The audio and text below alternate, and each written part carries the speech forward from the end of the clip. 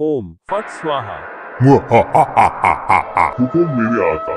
तुम्हें गांव में जाना है और एक बच्चा को उठा के लाना है। फिर वह रात को गांव में जाता और एक बच्चे को उठा के लाता। ये लो आका। फिर संतोष उस बच्चे की बलि दे देता है। फिर भूतिया बिल्ला पूछता है, वैसे आका इन गांव वालों से आपकी क्या दुश्मनी है?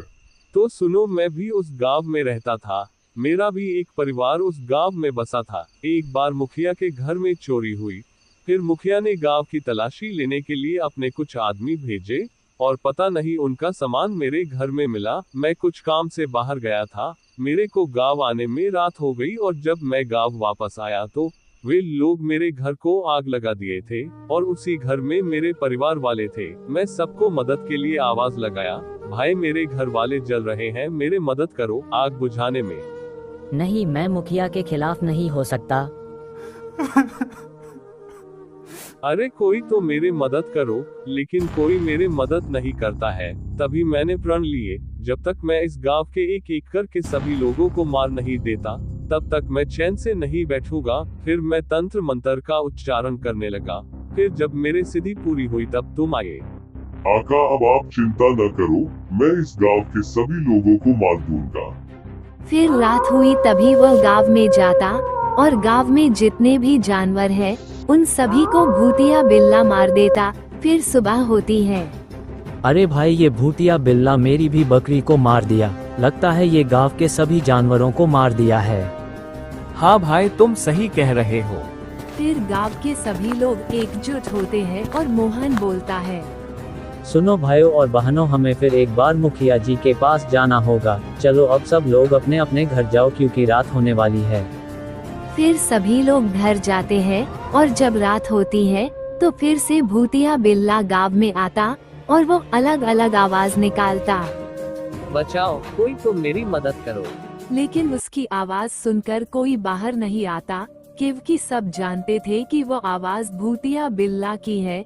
फिर जैसे ही सुबह होती है सभी लोग गांव के मुखिया के पास जाते और बोलते, मुखिया जी, एक बार फिर से अपने गांव में वही भूतिया बिल्ला आ गया है, आप कुछ करें। मैं एक पंडित जी को जानते हूँ, वही हमारी जान बचा सकते हैं। फिर सभी लोग पंडित जी के पास जाते और सभी बात बताते जो गांव में हो रहा था। फिर पंडित जी बोलते हैं, अच्छा रात होने दो, वे रात में शिकार करने निकलता है ना। अरे मोनू भाई, क्या लगता है इस बार भूतिया बिल्ला खत्म हो जाएगा या पिछले बार की तरह फिर गायब हो जाएगा? देखो भाया, मुझे लगता है कि इस बार भूतिया बिल्ला खत्म हो जाएगा, क्योंकि ये बाबा के बारे में मैंने बहुत सुना है। देखो क्या होती है। फिर थोड़ी देर बाद पंडित जी गांव में आते और बोलते, देखिए आप लोग, जैसा कि हमें बताए थे उससे पता चलता है कि भूतिया बिल्ला बहुत खतरनाक है, तो उसको मारने के लिए हमें एक यज्ञ करना होगा। तैयारी हो जाती है। फिर पंडित जी ने बोला, आज रात में जब भूतिया बिल्ला आएगा और जब वह बुलाएगा तब तुम में से एक को बाहर जाना होगा और उसे भगाकर इस रेखा में लाना होगा। तो कौन ये काम करने के लिए तैयार है? फिर हरिया आगे आता है और बोलता है, गुरुजी, मैं इस काम को करने के लिए तैयार हूँ। फिर थोड़ी देर में रात हो जाती है। तभी भूतिया बिल्ला गांव में आता और मदद के लिए बुलाता। अरे भाई, कोई मेरी मदद करो ये लकड़ियाँ उठवाने में। तभी हरिया बाहर निकलता और बोलता है, तुमसे मैं नहीं डरता, तुम कुछ नहीं कर सकते बिल्ले। तभी भूतिया बिल्ला उसे जैसे ही मारने के लिए चलता तभी हरिया भागने लगता है। वह भागते भागते उस रेखा से बाहर निकल जाता है और भूतिया बिल्ला का पैर उस रेखा में चला जाता है। फिर वह वहीं रुक जाता है। उस रेखा से वह बाहर नहीं निकल पाता।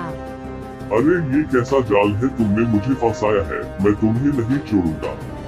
तभी वहाँ पर गांव वाले, मुखिया और पंडित जी आ जाते हैं।